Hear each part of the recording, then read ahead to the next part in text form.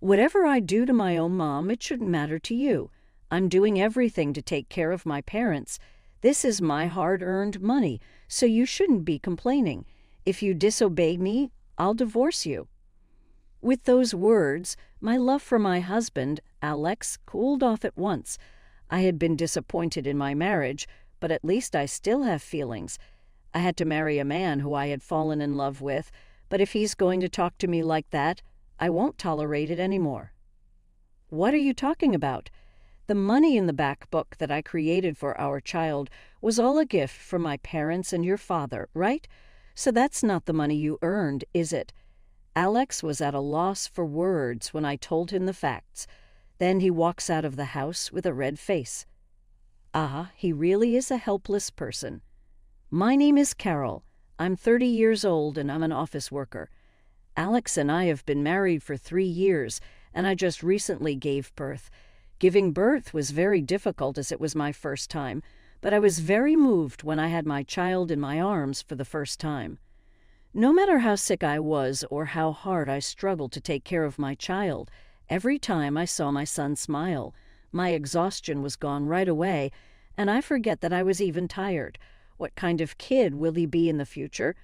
Will he be a great athlete or a brilliant student in his studies? Thinking these thoughts made me happy and motivated.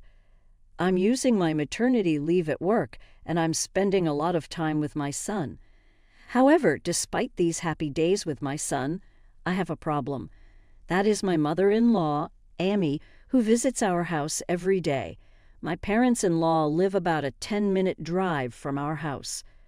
Amy is here on behalf of Alex, who is busy with work, and my parents, who live far away, in order to support me after the birth of our son. But she is not fulfilling that role at all. She never takes care of my son, and as soon as she arrives at my house, she sits down on the sofa and says, "Give me snacks and tea." Then she just spends her time watching TV shows and DVD movies on the TV. I'm the one having to take care of her when she should be the one supporting me. One day I couldn't stand it any longer and asked her to leave by saying, "You don't have to come anymore." But that evening, Alex lectured me about my actions. "Hurt my mother by trampling over her kindness to even try to support you." Apparently, after being told to leave by me, Amy told Alex about it. Alex wouldn't stop getting angry, even when I told him to stop, because our son would start crying. Yes, Alex is a mama's boy. Thinking now, I really regret not realizing this before we got married. I really wish I could turn back time. Alex is as much of a mama's boy as he can get. He nags me to cook like how his mother cooks, and he seemed to have his mother pick out his clothes for him, so he always leaves all of his clothes shopping to me. "My mom did this, you know. My mom did that, you know. Why can't you be like my mom?" I am really fed up with him saying "my mom" in every sentence. No matter what I say, he worships Amy like my mom is great, and my mom never makes mistakes. Still, I wanted Alex to change his mind, so I voiced my opinion. "I don't really need Amy to come over, and if you help me raise our child." But even if I told him so, Alex would say, "No, no, no. I'm working and I'm tired. Besides, it would be better for the mother to take care of the child," and so on, and he doesn't do anything at all. It makes me wonder if he actually even cares about his own son. Plus, he says that he's tired, but I'm also tired too. I'm the one who is always there for our son who cries at night, and I'm the one who is always there during the day raising our son, doing housework, and even babysitting Amy. If Alex were to live the life I do now, he'd probably give up within an hour. I glare at my husband with these thoughts in my head, but he seems to think it's none of his business and lays down on the sofa, ignoring me completely. Anything I say, Alex ignores, so babysitting Amy continues. "Hey, Carol, is lunch ready yet? I'm starving." It is your role to support and help me cook in the first place, you know." "Hey, Carol, the baby's crying," she says, while I'm cooking. "Your role is to—" I give up. I can't even be bothered to think about it in my head, too. As I was exhausted from childcare and lack of sleep, The presence of Amy, who came in and did nothing to support me, was really causing me a lot of stress. But she doesn't matter to my beloved son. It is my husband who matters to my son. But since Alex is not cooperative at all, I am the only one who can be there for him. Oh, it's already this late. Well, I'd better get going. Around 5 p.m., Amy always uses my makeup table to put on her fancy makeup before heading out to town. What on earth is she doing and where is she going? I got curious, so one day I asked her about it and she answers in a happy tone. I'm seeing my friends for a drink or tea and doing many other fun things.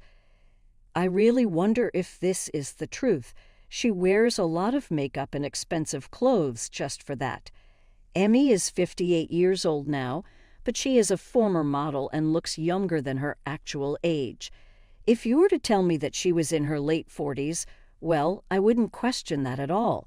That's why there was something fishy about this whole situation. But well, I didn't really care about that, and I thought that if she was going out anyways, she should have done that during the time when she's at our home lounging around. And I guess about an hour later after that, my father-in-law, Bob, came over. I was getting really fed up with Amy's behavior day after day, and I couldn't take it anymore, so I consulted Bob. Bob wanted to see his grandchild, so he made time in his busy schedule to come and see us. I wondered how such a kind father like him could have brought up such a short-tempered, immature husband like Alex. I see. So she just lounged around the whole day and left in the evening, saying that she was meeting a friend. Yes, actually I had secretly taken a video of how Amy usually spent her time at our place so that I could talk to Bob about it. Bob sighed as he watched the recorded video. Oh, I am terribly sorry.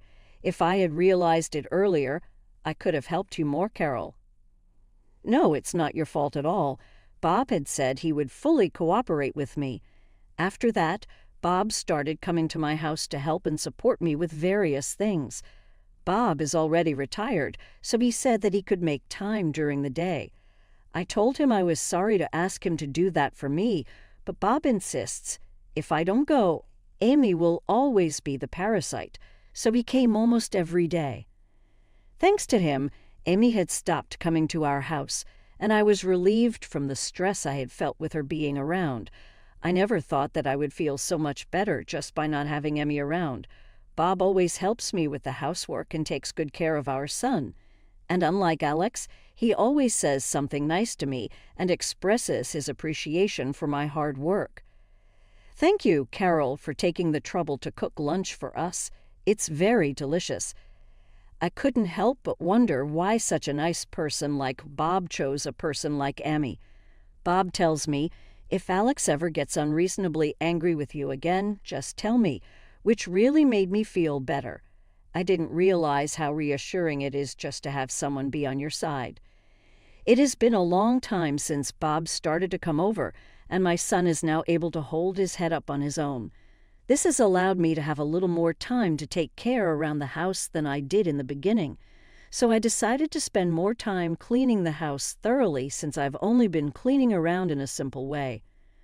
Once I cleaned the house properly, I began to notice some things.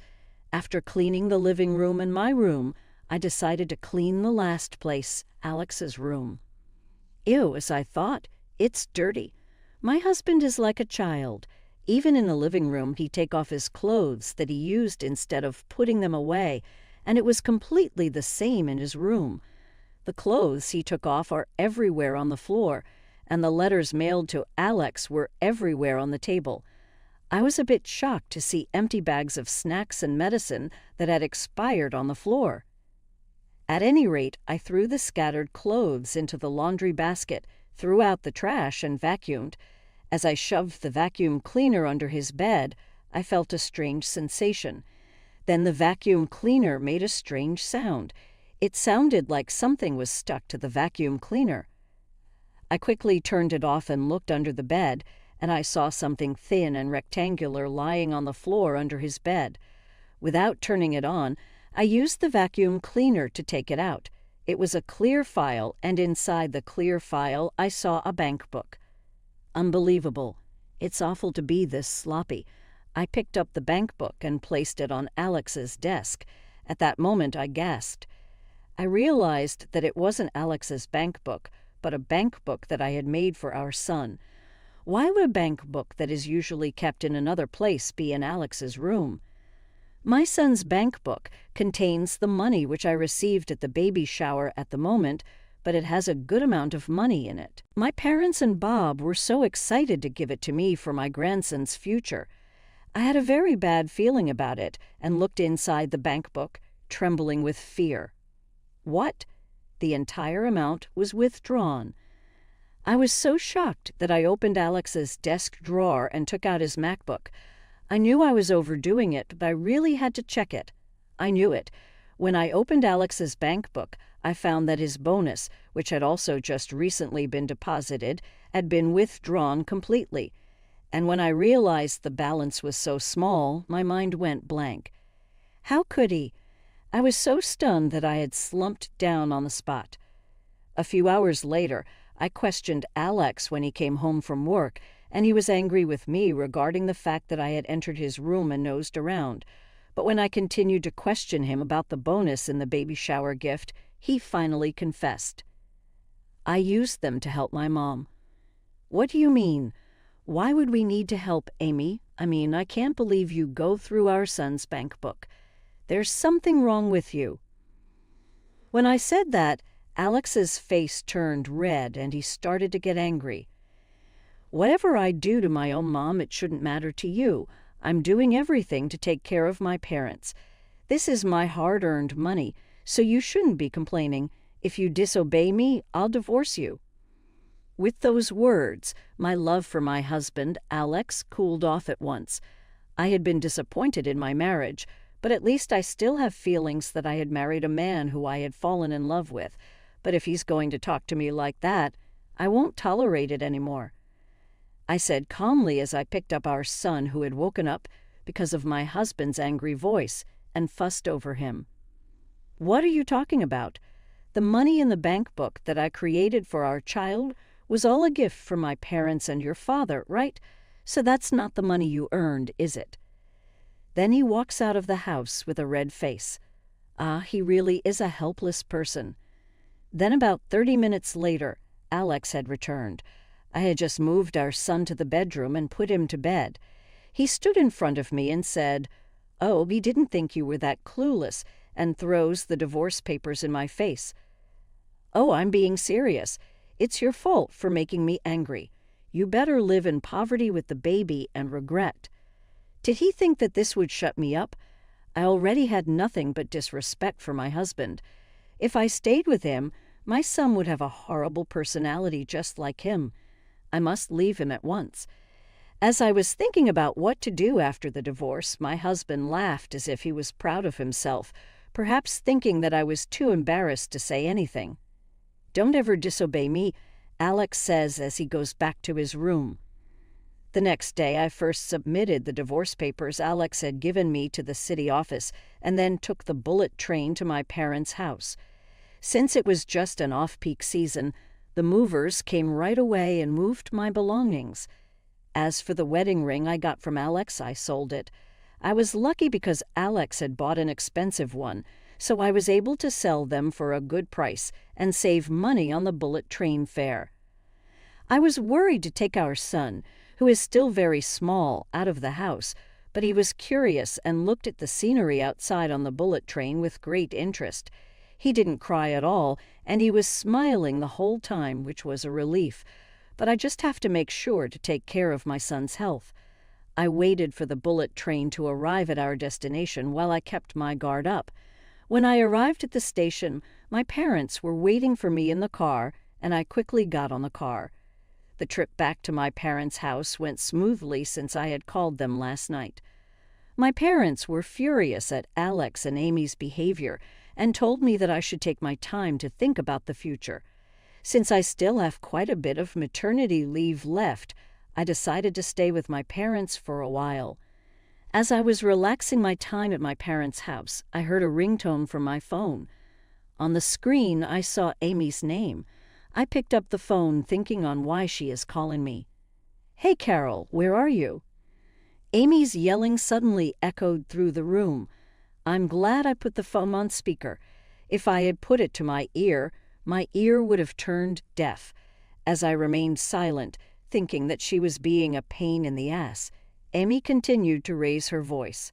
"Hey, are you listening to me? Because you're not coming home. My little boy, Alex, is crying, you know." I said in a low voice to Amy, who was fussing about, "Who the hell are you, huh?" Amy was so surprised that I suddenly said in such a low voice. Since I've been nice to her up until now, I guess she did not expect such a low voice, and in a bad-tempered attitude. "If you mean that man who used to be my husband, who is a mama's boy, I've broken up with that man. So since then, I've completely forgotten about you." "But broken up? You mean you filed divorce papers?" Amy looks shaken up. "Yeah, of course I did. That lousy man is bad for my child's education." "But I was the one who suggested him about using divorce papers as a threat. Why did you have to take it so seriously and filed it? Take it back now." Amy had raised her voice again to accuse me. I see, so it was Amy's strategy after all. I can't take it back now. I already filed the divorce papers, so Alex and I are now strangers to each other. "Hey, well, wait a minute. Come on, Alex, say something to your wife." It seemed like she had the phone on speaker as well, so Alex must have heard what I said earlier. His voice was trembling and seems to be crying. "Why did you file the divorce papers? You know that I wasn't being serious." I was disgusted by him. He had been morally harassing me at home, but when he was cornered into his spot, he got very weak. Not a shred of manliness left in him. I say this to him: you shouldn't have blindly taken Amy's suggestions in the first place. If you marry your wife, that means that, as a husband, you're supposed to protect your wife at all costs. Don't you think so? Do you have any idea how much I suffered because of Amy? But even so, Alex still says things like, "But it's natural for a son to take care of his own mother," and so on. I had no choice but to tell him who Amy really is. "You know, your mother, whom you cherish so much, is having an affair with the money she gets from you." "What? What do you mean?" Alex froze at my words. "What do you mean?"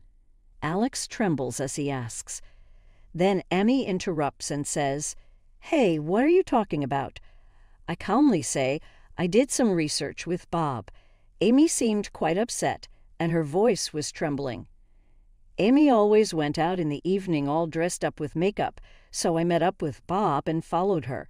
She said she was going to have tea with a friend, but for some reason she walked into an expensive-looking restaurant arm in arm with a man in his 40s.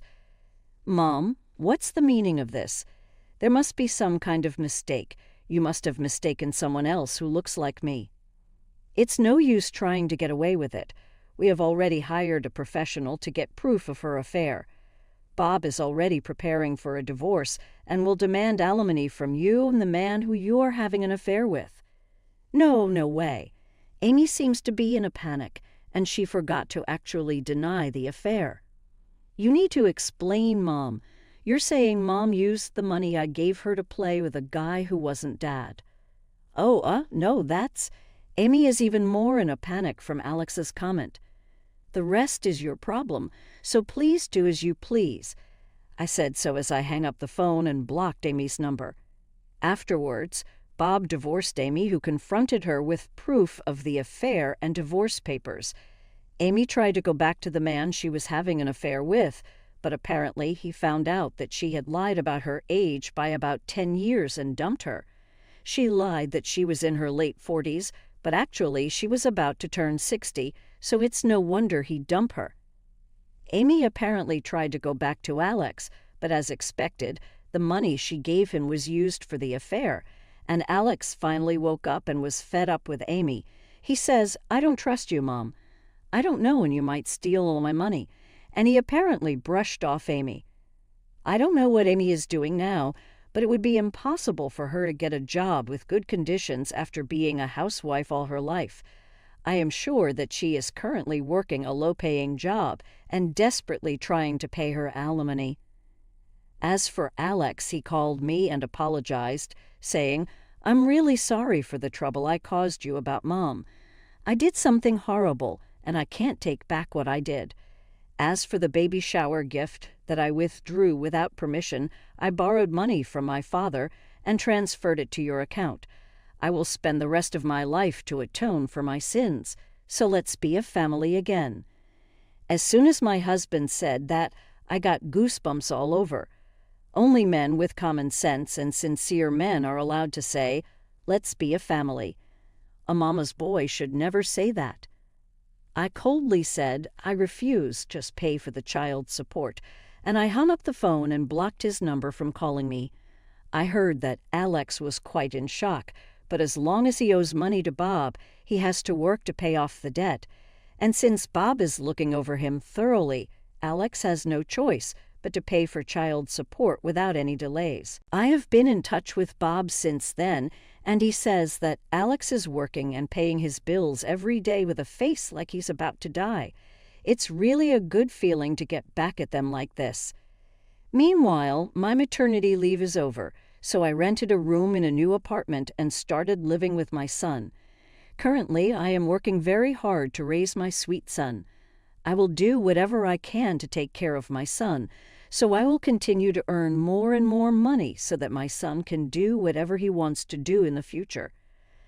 I am so disgusted by both the mama's boy immature husband and the mother-in-law who is having an affair, but I'm so glad that the father-in-law is the same person and was on Carol's side. Carol may have a tough time as a single mother from now on, but I hope she hangs in there. I wish that she and her son a very happy life together. Thank you for watching until the end. Please subscribe to our channel. See you in our next video.